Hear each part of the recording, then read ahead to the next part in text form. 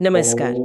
आज का सवाल है, क्या देवशयनी एकादशी सिर्फ भगवान विष्णु के 4 महीने विश्राम करने का समय है या इसके पीछे कोई और गहरी कहानी है?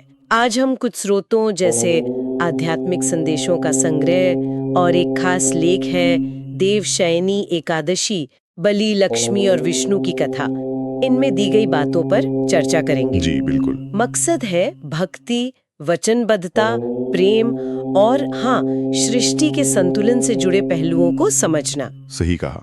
तो शुरुआत करें राजा बलि से। हाँ बिल्कुल, आपके स्रोतों में उनका जिक्र है।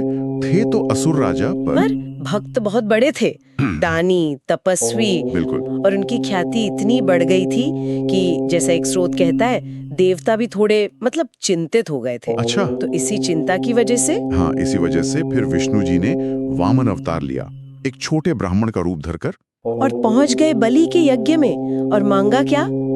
सिर्फ 3 पग भूमि। हाँ, जो बलि जैसे महादानी के लिए तो कुछ भी नहीं था। उन्होंने हंसते हुए हाँ कह दिया। लेकिन फिर विष्णु जी ने अपना विराट रूप दिखाया।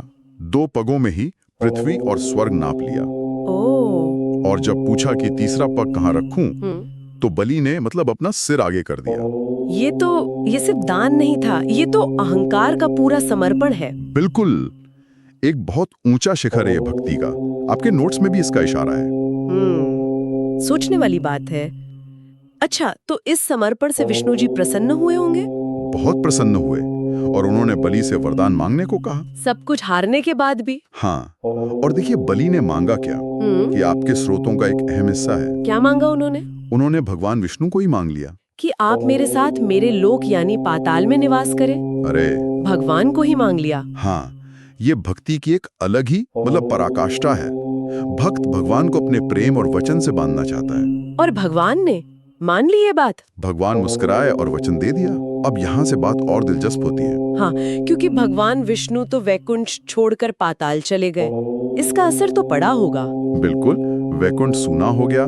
समय बीता तो देवी लक्ष्मी चिंतित हुई, जैसा आपके नोट्स में है। वो भगवान को खोजते हुए पाताल लोक पहुंची और वहां क्या देखती हैं कि भगवान तो बलि के साथ हैं। अब यहाँ स्थिति जटिल हो गई। एक तरफ पति, दूसरी तरफ भक्त का वचन। सही कहा, एक धर्म संकट खड़ा हो गया। आपके स्रोतों में इसका जिक्र है।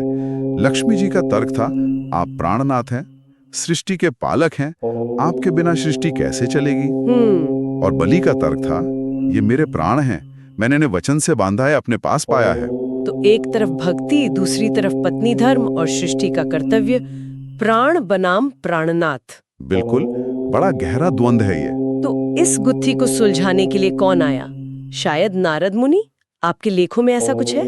हाँ, मामला नारद मुनि के पास गया और उन्होंने बड़ी चतुराई से इसका हल निकाला। क्या हल निकाला उन्होंने? उन्होंने कहा, देखिए, प्राण और प्राणनाथ में सिर्फ नाथ अक्षर का ही तो अंतर है। अच्छा। हाँ, लेकिन उन्होंने सिर्फ अक्षर गिनकर बंटवारा नहीं किया। उन्होंने स्थिति की गंभीरता, भक्ति का वजन, सृष्टि की जरूरत, सबको तौला। तो क्या फैसला हुआ? फैसला ये हुआ कि भगवान विष्णु साल के 4 महीने राजा बलि के पास पाताल लोक में रहेंगे। अच्छा, 4 महीने? हाँ, और बाकी के 8 महीने देवी लक्ष्मी के साथ वैकुंठ में। इस तरह एक संतुलन बनाया गया। और ये जो 4 महीने विष्णु जी बलि के पास रहे, हाँ, वही चातुर्मास कहलाया।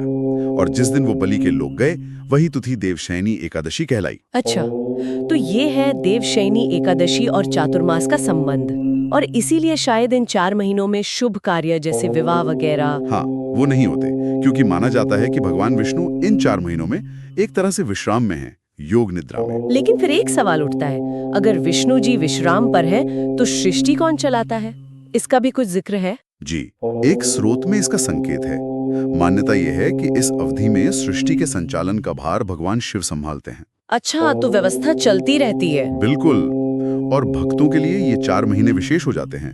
ध्यान, संयम, तपस्या का समय। तो कुल मिलाकर हमने इन स्रोतों से समझा कि देवशयनी एकादशी सिर्फ एक दिन या विष्णु जी के सोने भर की बात नहीं है। नहीं, बिल्कुल नहीं। ये तो राजा बलि की अटूट भक्ति, विष्णु जी की वचनबद्धता, देवी लक्ष्मी के प्रेम और नारद मुनि की बुद्धिमत्ता से बने एक संतुलन की कहानी है। एकदम सही। इसी से चातुर्मास की पूरी परंपरा जुड़ी है। ये कथा वाकई एक गहरे सवाल पर सोचने को मजबूर करती है। कौन सा सवाल? यही कि क्या भक्ति का बंधन इतना मजबूत हो सकता है कि वो वचन से भी ऊपर हो जाए, या यूं कहें कि भगवान को भी बांध ले। हाँ, ये एक पहलू है। और दूसरा ये कि जब परम शक्ति खुद ही वचन में बंध जाए तो फिर संतुलन कैसे बनता है, सृष्टि कैसे चलती है? बिल्कुल, ये विचार करने वाली बात है, इस पर सोचना चाहिए।